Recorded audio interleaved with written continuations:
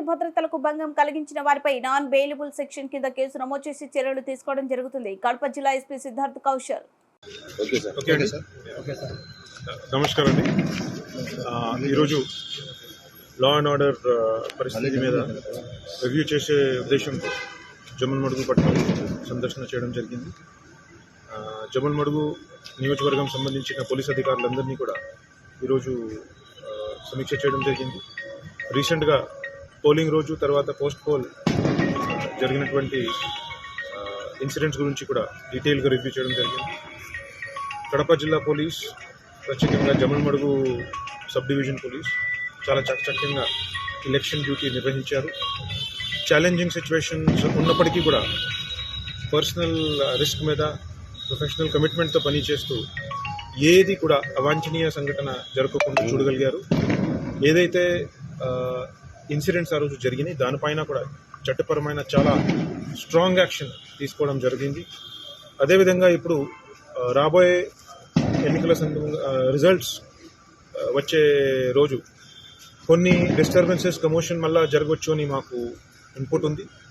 దాన్ని కూడా మనం ఇప్పటి నుంచి స్పెసిఫిక్గా దాని గురించి ప్లానింగ్ చేస్తూ బందోబస్తు మనం డిసైడ్ చేస్తున్నాం.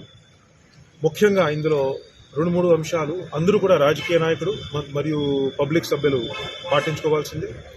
నెంబర్ 1 ఏంటంటే from 1st of June to 6th of June, from 1st of June to 6th of June చాలా జాగ్రత్తగా ఉండాల్సింది. Definitely police will be taking preventive action against many people, including house arrests, ఎక్స్టర్న్మెంట్స్ from the districts, అవన్నీ కూడా జరుగుతాయి. ఖచ్చితంగా కూడా మనం అది తీసుకుంటాము యాక్షన్స్. దానికి కూడా ఇప్పుడు తెలియజేస్తున్నాను. అదేవిధంగా 6th June వరకు కూడా మోడల్ కోడ్ ఆఫ్ కాండక్ట్ ఫోర్స్లో ఉంటుంది. సో ఎట్టి పరిస్థితిలో కూడా ఏ మాత్రం rallies, public meetings, processions, victory celebrations are not permitted. Let me repeat that again. 6th June వరకు కూడా model code of conduct is in force. No rally, no celebration, no procession is permitted at all. Nothing whatsoever. No gathering of people shall be permitted above 5 persons anywhere.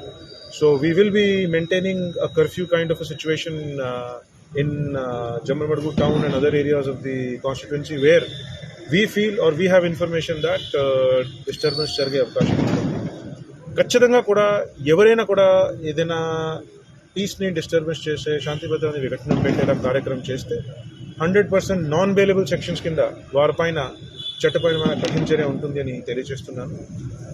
We are ready to use legal and all the administrative means to prevent any disturbance. దాని గురించి చాలా పకడ్బందీగా ఈసారి బందోబస్తు plan చేయడం జరిగింది. Force కూడా ఈసారి మాకు అందుబాటులో ఉంటుంది. Last time because of polling